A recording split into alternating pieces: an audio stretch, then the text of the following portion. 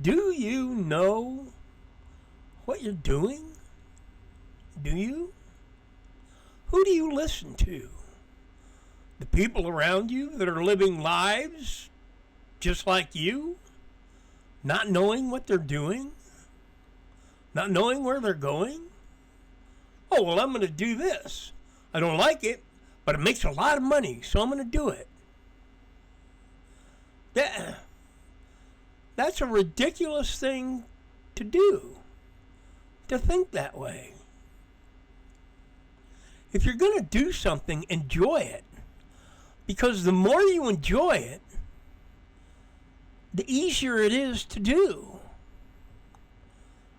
And it won't seem like a burden, but it will seem like something nice, something that you want to do. I was a mechanic most of my life, and I really enjoyed being a mechanic. But that's what I did. I didn't go to school for it. I'm naturally mechanically inclined, so that's what I did. I'm going to be a brain surgeon, so I can make money, $10 million a day. No. You know, people are so stuck on money anymore that they don't know what they're doing. I'm going to sell drugs. Selling drugs will make a lot of money.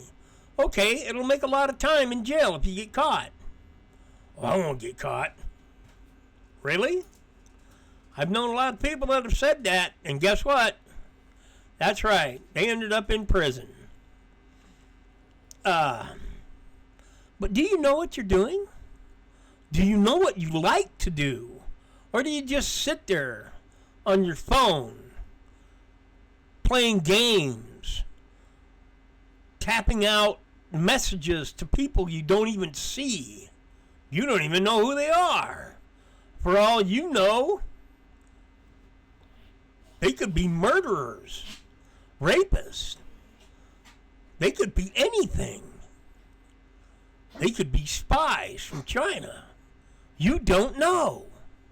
See, that's the thing. When I grew up, we didn't have this stuff. The phones that we had were hanging on the wall in the kitchen. And you had to dial it. Or to call somebody. And then you'd ring and ring and ring and ring and ring. And if they didn't answer it, who knows what they were doing? But they didn't answer. So, okay, maybe they're not home. So you call a while later, and they'd answer. Oh, hey, what are you doing? I called earlier. Oh, well, I was incapacitated. I couldn't answer the phone. All right. You want to come over? Oh, yeah, why not? And you know, the thing that we did, and I really got a kick out of it sometimes, and in fact, a lot of times, I got a kick out of it. We'd sit around the kitchen table. Whoever's house it was, we'd sit around the kitchen table, play cards, play games, just sit and talk, just whatever. But we would socialize face to face. And that's how, a lot of times, we learned how to do what we needed to do. Because we were kids. They were adults. And we didn't mind hanging around with the adults. Because they would teach us. You need to do this. You need to do this. You got to do your taxes. You got to figure out how to do economy. You got to figure out how to feed your kids. You got to figure out how to keep the house clean. How to mow the yard. How to do this. Paying your insurance. Paying your house. Paying whatever. Doing this. Doing that. You got to be able to fix this, fix that, and fix the other. And we learned. Anymore today, nobody, it seems, wants to learn. To learn the basics of life. What are the basics of life? Does anybody even know anymore? Well, we go to school and they said Johnny is actually June. And they said Susie is actually Sammy. So, that's what they teach us. We know it. And I'm going to grow up and study genders, so I'll have a degree in gender studies, so I can make hundreds of millions of dollars a year. Gender study is a useless. It's trash. If you're a girl, you know what a girl is. If you're a woman, you know what a woman is. If you're a man, you know what a man is. And on and on. But there's only two genders. So what? I don't get it. It's insanity. Because it was, I would say, probably just over 100 years ago. This country was strong. It was just after World War I, and this country was rocking. It was the roaring 20s. Everybody had everything. Everybody was learning trades, doing stuff, getting out. Forget sitting in the house. Let's get out and go somewhere, do something. And they were able to do that. But for some reason, it seems like the Democrats and the media and all the rest of it, they want you to get stuck in your house, don't socialize, don't take care of your psychological needs, your spiritual needs, or your physical needs. So all you're doing is sitting around on the couch, watching TV, playing games, eating chips, getting fat. Is that a life? No. In fact, I get cabin fever so bad, so fast, that I don't know how I live sometimes, because I got to get out. I got to take a trip. In fact, I'm taking a trip Sunday. About 650 miles. About 9 hours. I'm going to get on the bike and ride. Because that's what I do. It's not that expensive. Gas isn't all that high. And it doesn't burn that much gas. So I get out. Which was something I used to do when I was a kid. When I was a kid, I had a bicycle. And if it was a nice, even if it wasn't a really nice day outside, I'd get on the bike and go. And go and go and go. And I wouldn't come back till the sun went down. But I would go. I loved it. But I also had friends that I'd go visit. And we'd sit around the kitchen table, play cards, do a little drinking, which we shouldn't have been. But we socialized. And we didn't come up with these ridiculous ideas and just start backing each other up on this stuff. Oh, well, I'm going to turn myself into a girl. They would have beat the crap out of you. They would have. You're nuts, buddy. We're going to tie you up and 5150 you. Bye. You can't. You can't just run your life thinking that you're doing right when you're not. You're destroying your life. Why?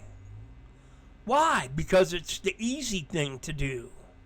You don't have to work at it. You just got to sit on the couch and eat chips.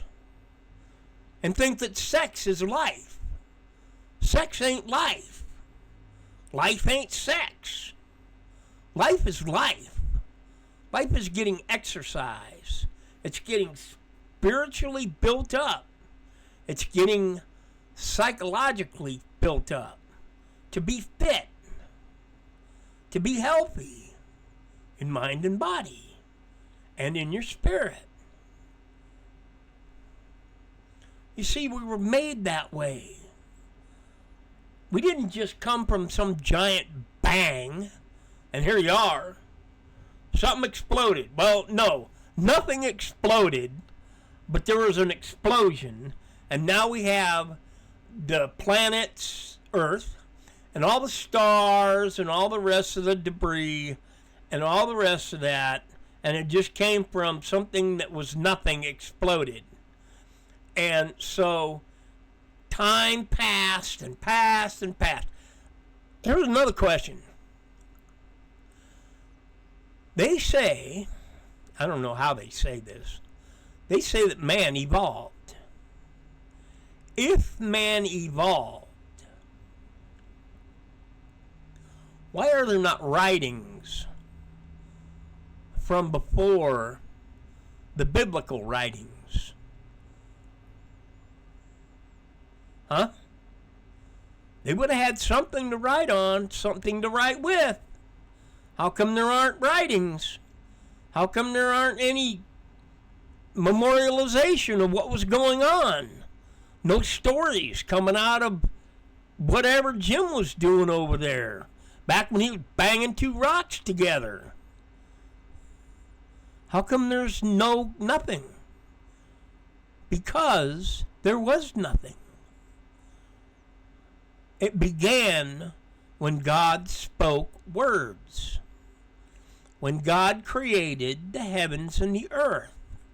Then, on the sixth day, he created man.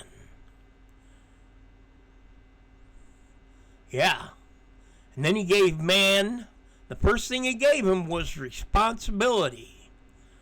You take care of my garden, the Garden of Eden. And then he said, you can eat of any of the trees except for the tree of the knowledge of the fruit of the knowledge of good and evil. You can't eat that. Do not do it. And then he said, you know what? You need a helper.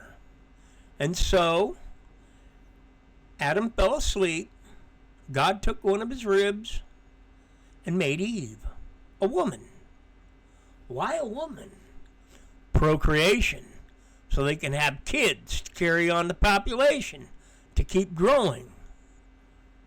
And yes, that's how the Bible puts it. Not the population growth, but that's the way life started. God created, not some giant explosion of nothing. So what are you doing? Do you actually know? Do you actually want to know how to live life? If you do, seek Jesus. He is the way, the truth, and the life. He gave it all to us. So find him. Seek him out. He already knows where you are. He doesn't have to find you. But you need to seek him. And you will find him. And then live. And know what you're doing.